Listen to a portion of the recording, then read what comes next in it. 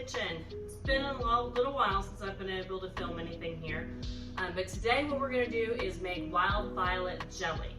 Now, wild violet jelly is a jelly made from wild flowers. In this particular instance, it's the violets. You can also make this same exact jelly using white clover, red clover, dandelion, honeysuckle. It's all made the same way.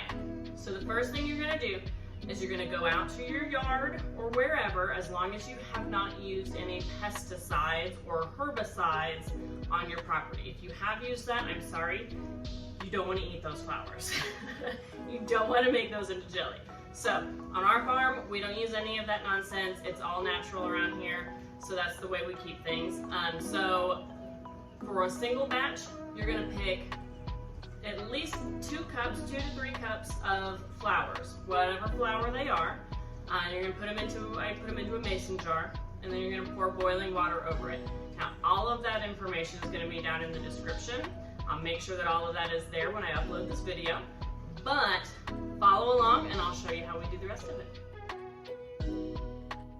All right, so we have got 2 jars here of our wild violet tea. So what's in these is I went out to our yard and our hill and I picked 4 cups, so full quart-sized jar, 4 cups of the flowers, just the flower tips. You don't want to get the stems in them and all of that, but just the flowers. And then what I did is I took 2 cups of, I divided them in half. So I had 2 cups in here and 2 cups in here. And then I poured boiling water, 2 cups of boiling water into each of these. And I've let them sit and steep and soak overnight. And now it's the next morning, about 9 o'clock in the morning. And we're gonna open them up. We're gonna sieve them out. I'm also gonna use this little bit of little muslin cloth that I have here. And this is gonna strain all the little bits and little things out so that it doesn't go into your jelly. So we set these off to the side here. So we've got our pot, we've got a thin strainer, and then we've got the cloth. I try and use as little of it as possible, then that way I actually have 2 different batches of jelly that I'm making today. So half of my cloth will be for the wild violet and then half will be for the dandelion jelly. That way I don't have to wait and wash it and get all the rest of it out. So I didn't want to waste a lid for this, so I just took a coffee filter, a clean coffee filter, and set it on there just to keep the debris from getting into the jar. So with this, I'm making a double batch. You can make this as a single batch as well. I'll put the directions for single batch in the description, but this is a double. So we're gonna pour it straight into the strainer here. Try and get all the flowers out. And you can see when I use this cloth, it takes it longer for it to strain through, but that is okay.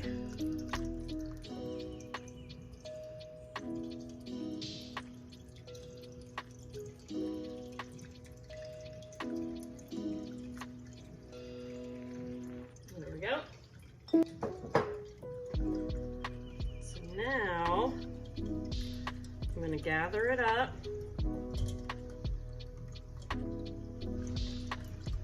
And then you're going to squeeze it. So squeeze to get all the juice out. I don't know if you can, yeah, you can see it a little bit in the video. So the purple wild violets make a blue color to the tea, which is kind of cool. So that's the natural colorant from the flowers. I didn't add anything to it but hot water. Just like that. Now I'll take this, what's left, the little flower pulp, and I will give that to the chickens, and they love it. So they have a lot of fun with that. We'll set this off to the side so we can go to the chickens. And I'll remove my strainer here. So now you can see it's got this beautiful blue color to the tea. How awesome is that, right?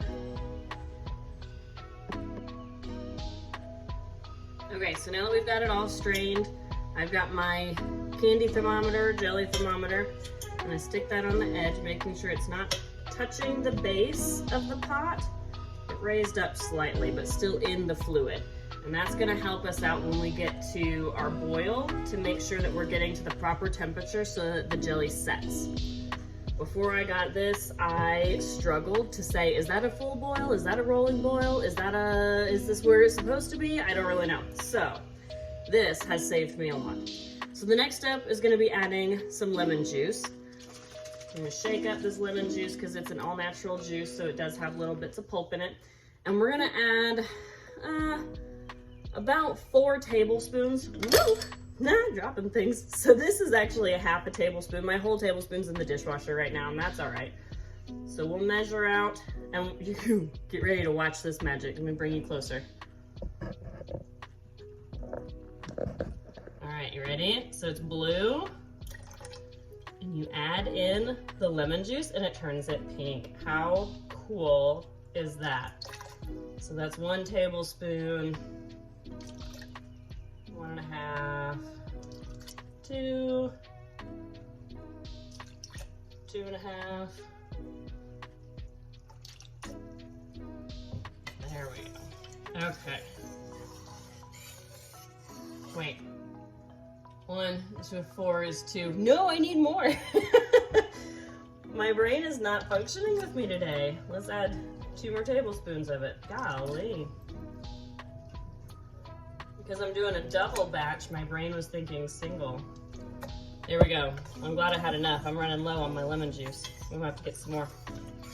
So let me stir all that up. Isn't that so cool how it changed from that blue color to this purpley, red, pink color? That's so awesome. I love doing this with the kids because they get to watch it change, and it's like a really fun science experiment for them.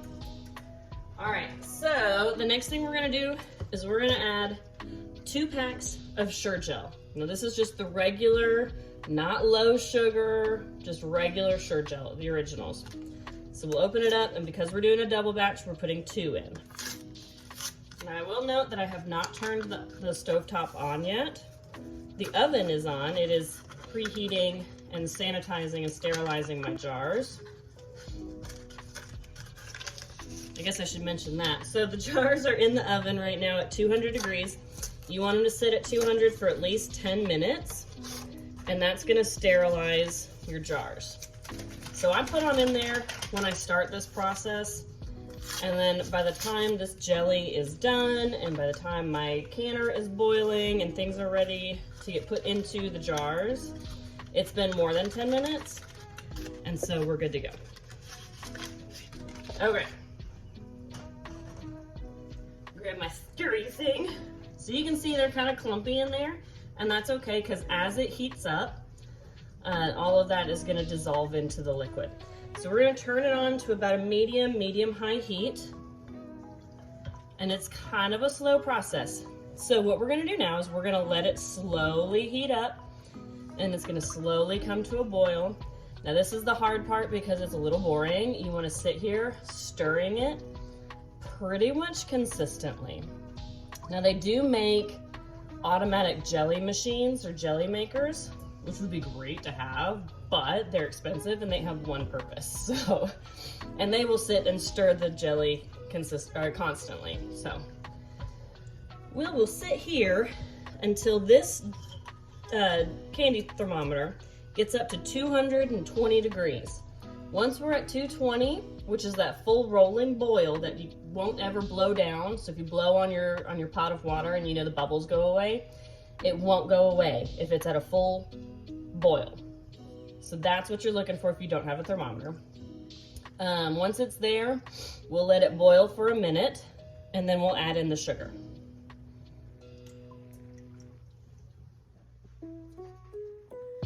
So while I'm stirring in this pectin and it's heating up, I went ahead and filled my canner with enough water so that when I put my jars inside it, the water is going to cover it completely by a couple of inches.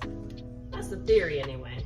I always have to kind of play with it. I might have to add a little bit of water at the end once I get all my jars in. It just depends. So that is starting to heat up because it takes it a little while, and it should be ready to go by the time the jelly is ready to be put into the jars. Okay, so we're at our boil. We're gonna let it boil like this for 1 minute. So you can see, when I blow on it, it doesn't cool down, it doesn't simmer itself down. So we're at a good boil here.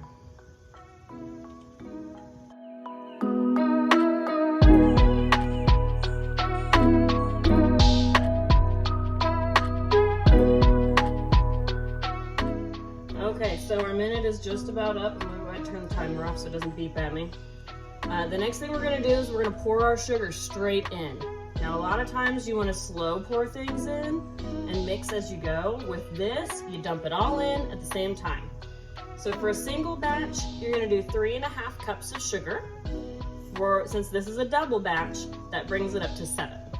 So I have it pre-measured in my big giant measuring cup here, big giant, and we're going to pour it all in. 7 cups of sugar. Jelly is not really a low sugar option. It's a lot of sugar. It really is. I know there are ways of making things with a low sugar option. I haven't tried them. I might. Maybe this year. We'll see what happens. See how much production I can get out of the flowers that we have. Because I've learned that these wild violets are beautiful and they taste delicious, but they only bloom for a couple of months, maybe, if you're lucky, in the springtime, like early spring. So this is my 3rd and 4th batch of the wild violet jelly. You gotta make it while you can, because once those flowers are gone and once the sun heats things up and it becomes more into full springtime, those flowers are gone. They will not be back until next spring again. So you can kind of see it's kind of clumpy, lumpy looking, and that's okay. It will stir in, just like with the pectin. It'll stir in once the fluid heats up again. It will dissolve. I try and keep my edges scraped as much as I can.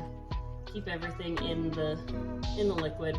Now you can see that it went back down and it's no longer boiling.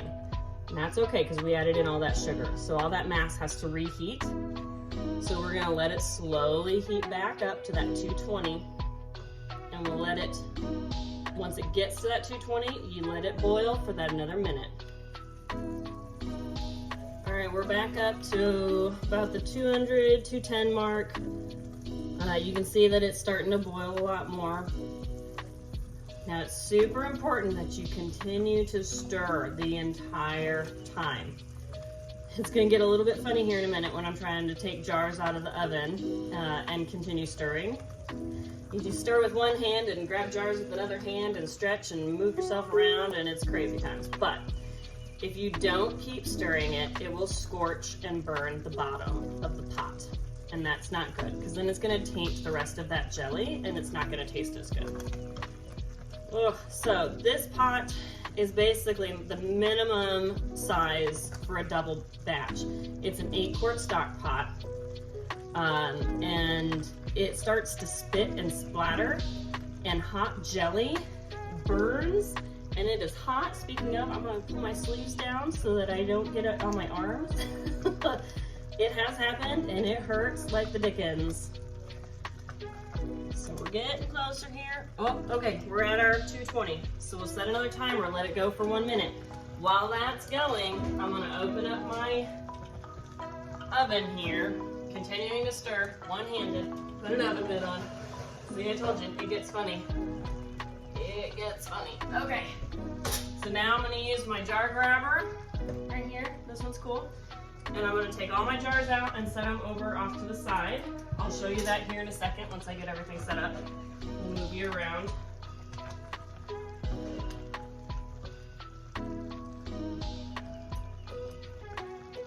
Hands forget what they're doing every now and then. Try and keep it moving though.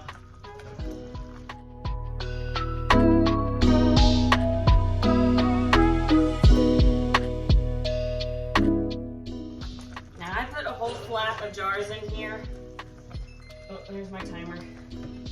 If it goes a little bit longer, that's okay. It always takes me a bit longer to get all this out. I put a whole flat of jars into the oven to sterilize. This double batch is not gonna fill all of them, but you need all of them to fill the canner because you don't want it loose in the canner. All right, so I'm gonna move you and the pot here over to the other side of my stove. Hang on. Okay, so don't mind my cloth here. This is my canning cloth. It's scorched and burned, but I don't need to worry about keeping it clean. So if I dribble jelly on it or salsa or whatever, it's fine. I'm not worried about it. It goes into the wash, it comes out, it's stained, it sits under my jars. That's it. All right, so we've got our funnel. This is important so that you're not, jars are hot, careful, so that you're not splishing and sloshing all over the place. Now you can use a ladle. I have gotten to the point where it is easier for me to just take the whole pot, and I'm hoping you'll be able to see this, and just slowly pour it in. Ha! Splashed on my wrist. Ow. Okay, I'm gonna pull my sleeves down. Youch, that hurt.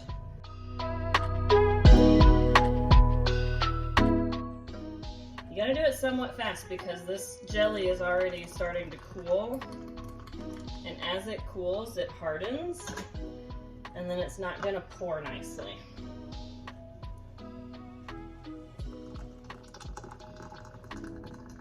So these are all half pint jars, so they're about 8 ounces.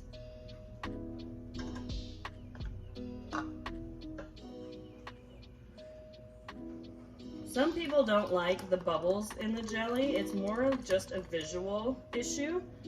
It doesn't change anything to the longevity of the product.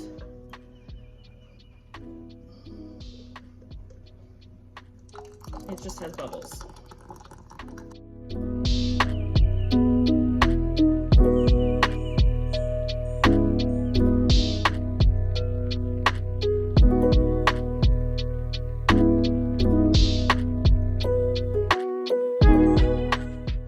Probably not a whole jar, but that's okay. These little half jars are little bitty ones that are left over. I will keep for our home use. A lot of these jars we take to the farmers markets and festivals, and we sell them there. So if you don't want to make your own, come by the Morgan County Farmers Market in East Tennessee, and you can meet me in person. And see all the different kinds of jellies that we have. So, that's gross. Okay, so now our rims are very dirty. So I'm gonna take a paper towel, I'm gonna wet it slightly, because with this being so sticky, it is hard for a dry towel to get it to come off. Trying to do things without burning myself. So I'm gonna wipe these rims so that there's no jelly on them, because if you have jelly or schmut on the edge of the rim, your lid is not gonna seal well.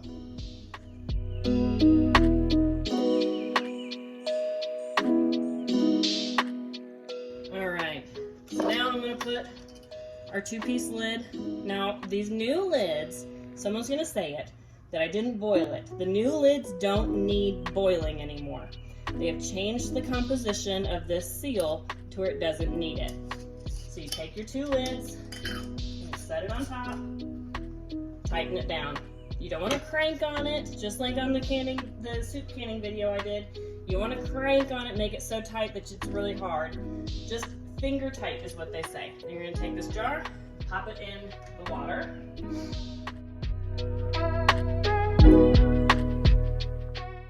So just in time, our canner is really starting to heat that water up.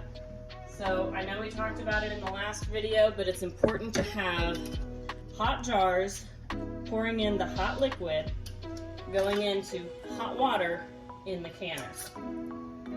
You want to keep all the temperatures close to the same, because if you put hot jelly into a cold jar, that jar can crack and break and explode. And we don't want that. We want to avoid breaking these jars. They're getting to be expensive, so no wasting.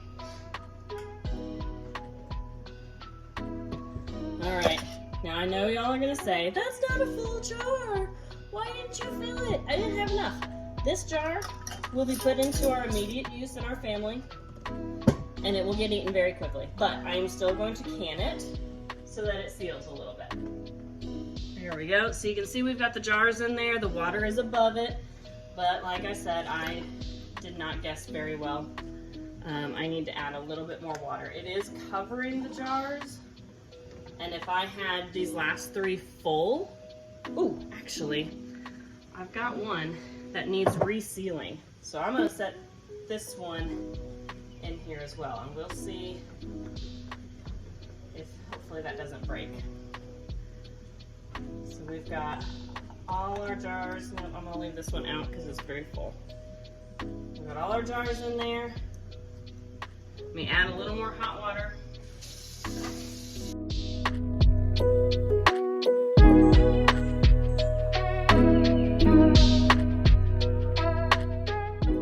Here's a trick that's really cool. You put a little bit of white vinegar in the pot, and that helps you from getting, just a little glug, helps you from getting water spots on your jars and on your lids.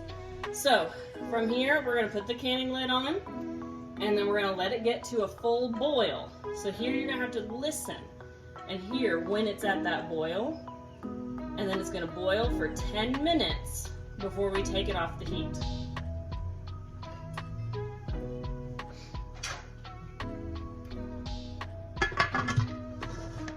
So now I'm not pressure canning it. There is no pressure valve on the top. My little extra valve over here is not there. This is just to help keep the heat in the canner so that it gets to that boil faster and it keeps it more consistent heat. That's all the lid is doing. You don't have to use the lid. I like doing it because it makes that boil come on faster. Alright, so this has been boiling, you can hear it, for the last 10 minutes. I'm going to turn the heat off, and then I'm going to take the canner off the heat completely.